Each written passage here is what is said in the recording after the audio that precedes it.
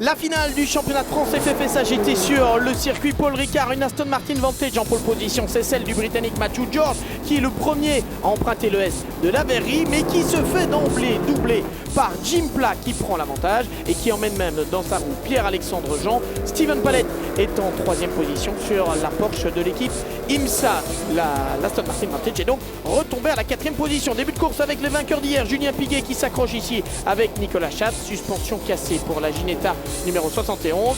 Crevaison et suspension cassée également pour Julien Piguet sur la BMW. Un contact entre Jean-Bernard Bouvet et Mike Parisi, l'Alpine et la Porsche qui doivent tous les deux tirer tout droit. Et puis on le voit ici, un dépassement de Sacha Botteman sur Gavin Aimable. La lutte pour la deuxième position maintenant avec un Matthew George qui passe à l'offensive, qui double ici Pierre-Alexandre Jean pour prendre la deuxième position et revenir dans le siège de Jim Pla. Derrière, l'ex-pilote de Formule 1 Christian Danner se frotte quelque peu avec la McLaren et s'offre un 360 degrés. Matthew George n'en reste pas là, il est revenu dans le siège de Jim Pla. Il profite d'une meilleure vitesse de pointe pour l'Aston Martin Vantage pour prendre la tête. Jim Pla très intelligemment n'a pas insisté et se replace dans son sillage. Les premiers pit stops et on change très vite dans le clan Speedcar où Benjamin Lariche cède le volant à Robert Consagny et puis derrière Jim Pla qui est quelque peu dans le trafic ici avec notamment Rodolphe Walgren et un tête à queue pour l'une des Mercedes de l'équipe Yvon Muller Racing. L'arrêt le plus tardif possible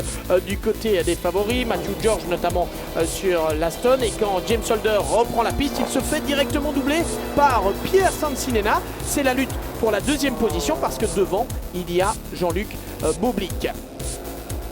Une crevaison malheureusement pour la BMW numéro 9 d'Eli Dubely, crevaison qui l'oblige à tirer tout droit. Et puis c'est Carpo qui s'envole pour Rodolphe Walgren, le leader du championnat en âme, qui néanmoins sera champion dans cette catégorie puisqu'il termine quatrième de cette course ici. La lutte avec la Maserati qui mène la catégorie des âmes et qui va terminer dans le top 5 du général. Et puis Fabien Michal sur la deuxième Audi de ce groupe qui sait que s'il parvient à revenir à la tête de ce groupe-ci, il sera champion. La lutte entre Jean-Luc Boblic et Pierre Sancinena. Jean-Luc Boblic qui ferme la porte à Pierre Sancinena. À ce moment, la Mercedes est toujours virtuellement championne avec son duo. Mais regardez, Pierre Sancinena revient à l'attaque et avant le S de la verrerie, l'Alpine passe cette fois définitivement en tête. Jean-Luc Boblic et Jim Pla viennent de perdre le titre et dans le clan Saint-Éloque, on applaudit de voir cette Alpine prendre les commandes. C'est terminé. Pierre Sancinena s'échappe.